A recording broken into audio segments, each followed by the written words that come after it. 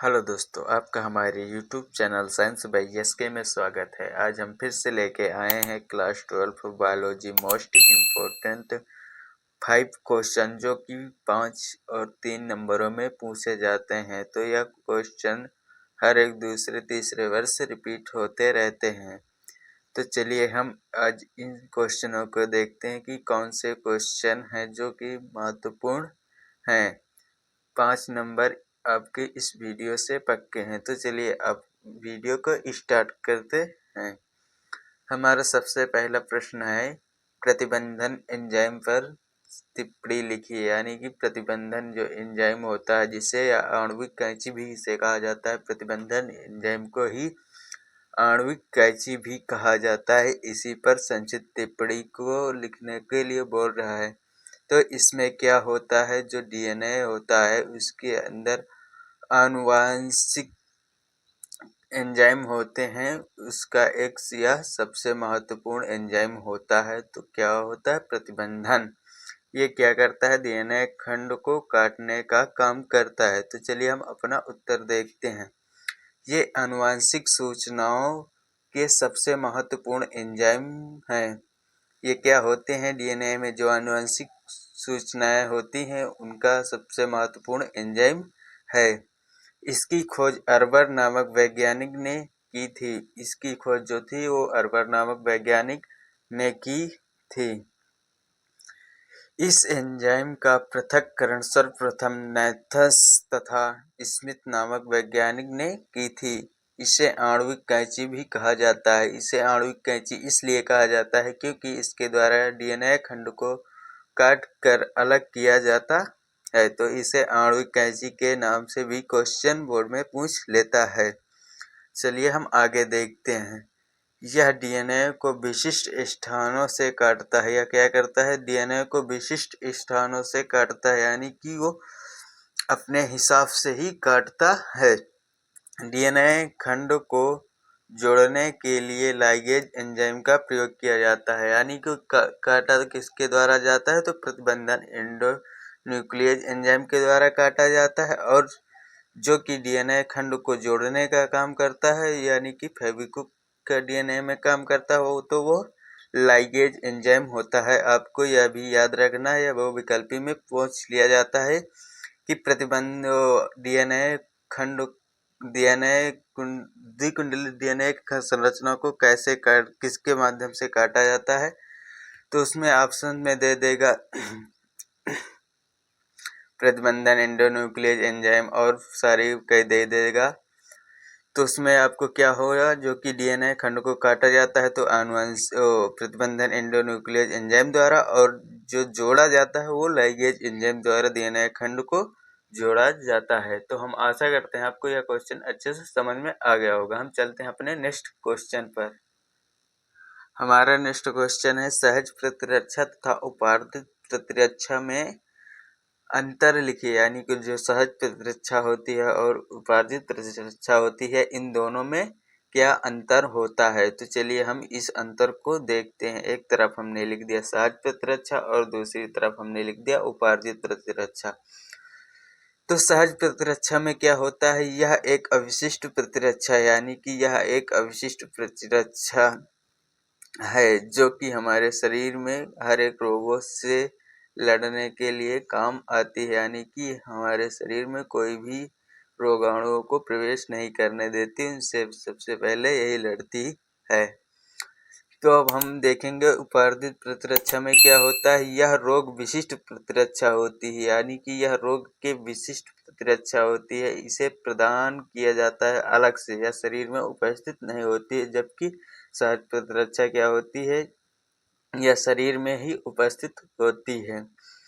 आगे हम देखेंगे सहज प्रतिरक्षा में यह जन्म के समय से मौजूद होती है। जैसे कि अभी हमने बताया पहले से ही मौजूद होती है, यह जन्म के पहले से ही मौजूद होती है। तो उपार्जित प्रतिरक्षा क्या होती है, यह जन्म के बाद मौजूद होती है। यानी कि यह इंजेक्शन के द्वारा या दवाओं के द्वारा इसे शरीर में प्रवेश कराया जाता है।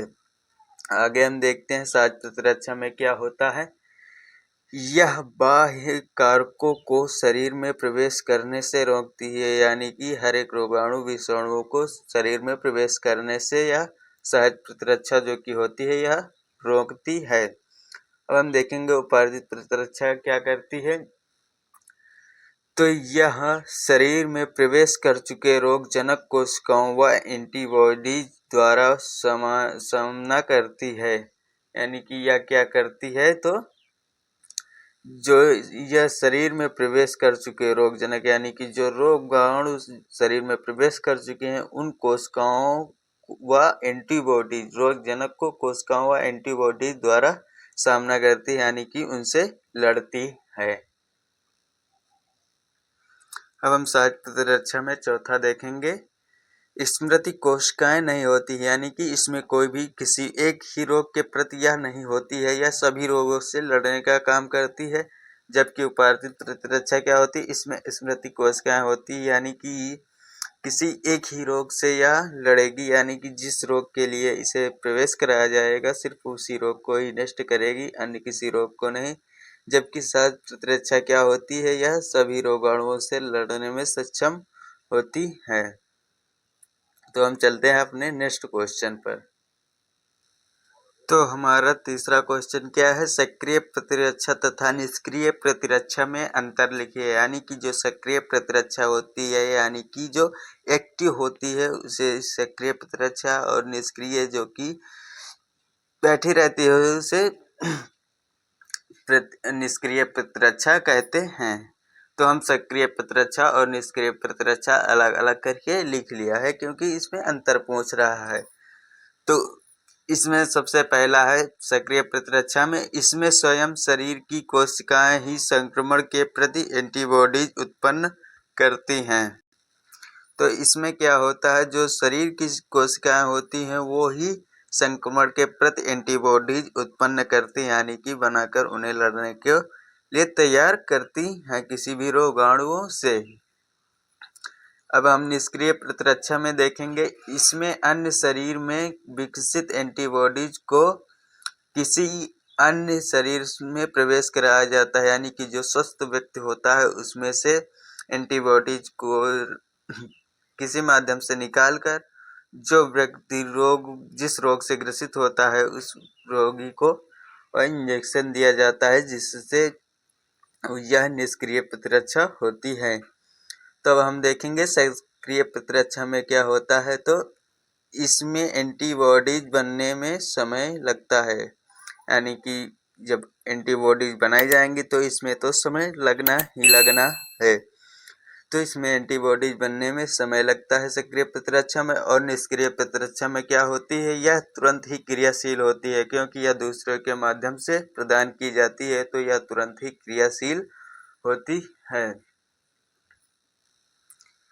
तीसरा है, यह पूरे जीवन कार्य करती है, यानी कि जो सक्रिय प्रतिरक्षा होती है पूरे जीवन कार्य करती है, और जो निष्क्रिय प्रतिरक्षा होती है यह सिर्फ कुछ ही समय के लिए, कुछ ही दिनों के लिए होती है।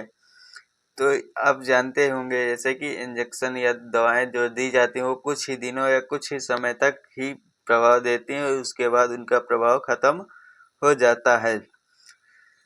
तो यही अंतर होता है। अगला हम देखेंगे चौथा, सक्रिय प्रतिरक्षा में यह हानि रहित होती है, यानी कि सक्रिय प्रतिरक्षा से कोई भी हमारे शरीर को हानि भी नहीं होती है। और निष्क्रिय प्रतिरक्षा क्या होती है, इसमें खतरे की संभावना होती है, बहुत कम % होती है, लेकिन इसमें खतरे की संभावना होती है क्योंकि यह दूसरे व्यक्ति द्वारा प्रदान की जाती है। तो हम आशा करते हैं आपको 3 क्वेश्चन अच्छे से समझ में आ गए होंगे। यदि अच्छे से क्वेश्चन समझ में आए तो प्लीज़ वीडियो को लाइक करिए। अब हम चलते हैं अपने नेक्स्ट क्वेश्चन पर। अब आ चुके हैं अपने नेक्स्ट क्वेश्चन पर, जो कि हमारा लास्ट क्वेश्चन है। सुदम ट्यूमर तथा दुर्दम ट्यूमर में अंतर लिखिए, यानी कि जो सुदम कैंसर यानी कि जो कि कम विकसित कैंसर होता है उसमें, और तथा दुर्दम ट्यूमर जो अधिक फैलता है उस कैंसर पर अंतर लिखने के लिए बोल रहा है। तो एक तरफ हो गया सुदम ट्यूमर और ये दूसरी तरफ हो गया दुर्दंत ट्यूमर। तो इन दोनों में क्या अंतर होता है, यह बोर्ड एग्जाम में लगभग हर बार ही पूछता है, क्योंकि यह बहुत ही इम्पोर्टेंट है। आज के समय में सभी लोगों को ट्यूमर किसी न किसी स्थान पर हो ही जाता है। तो चलिए हम यह क्वेश्चन सभी के लिए इम्पोर्टेंट है, तो चलिए हम देखते हैं। सुदम ट्यूमर क्या होता है, यह किसी प्रभावी अंग तक ही सीमित रहता है, यानी कि यह जिस स्थान पर हो जाता है सिर्फ उसी स्थान तक ही सीमित रहता है, या फैलता नहीं है, जो कि सुदम ट्यूमर होता है। और दुर्दंत ट्यूमर में क्या होता है, यह एक अंग से दूसरे अंग तक फैलता है, यानी कि जैसे आपके हाथ में हो गया तो आपके पैर में भी हो सकता है, यानी कि इसकी गुणन क्षमता बहुत ही अधिक होती, बहुत तेजी से यह फैलता है, जो कि दुर्दंत ट्यूमर होता है। तो आपको नाम से ही पता चल रहा होगा सुदम ट्यूमर दुर्दम ट्यूमर में क्या अंतर होता है। अब हम देखेंगे नेक्स्ट दूसरा है सुदम ट्यूमर में इसकी वृद्धि धीमी गति से होती है। जो कि सुदम ट्यूमर होता है वो बहुत ही धीमी गति से वृद्धि करता है, यानी कि बहुत अधिक स्थान नहीं घेरता है हमारे शरीर का। और जो कि दुर्दम ट्यूमर होता है इसकी वृद्धि तीव्र गति से होती है, यानी कि यह बहुत ही तेजी से गति से फैलता है आपके हर एक शरीर को यह अपने कवर में ले सकता है। अब हम देखेंगे सुदम ट्यूमर में क्या होता है। अब हम तीसरा देखेंगे, इसमें मेटास्टेटिस नहीं होता है, यानी कि जो सुदम ट्यूमर होता है इसमें मेटास्टेटिस नहीं होता है, और जो दुर्दम ट्यूमर होता है इसमें मेटास्टेटिस होता है। तो अब हम अगला देखेंगे चौथा सुदम ट्यूमर में इसमें कोशिकाएं आपस में अधिक जुड़ी होती है, यानी कि जो कि सुदम ट्यूमर होता है इसमें कोशिकाएं आपस में अधिक जुड़ी रहती हैं या ज़्यादा फैलती नहीं हैं। और जो कि दुर्दम ट्यूमर होता है इसमें क्या होता है, इसमें कम कोशिकाएं जुड़ी रहती हैं, जिससे यह बहुत ही अधिक तेजी से फैलता है। तो हम आशा करते हैं आपको आज के सारे क्वेश्चन अच्छे से समझ में आ गए होंगे। यदि यह सारे क्वेश्चन अच्छे से समझ में आए तो प्लीज़ वीडियो को लाइक एवं चैनल को सब्सक्राइब करें। हम फिर मिलते हैं अगली वीडियो मोस्ट इम्पोर्टेंट टॉपिक को लेकर, और वीडियो को अपने दोस्तों के साथ शेयर करें। तब तक के लिए thank you watching for video.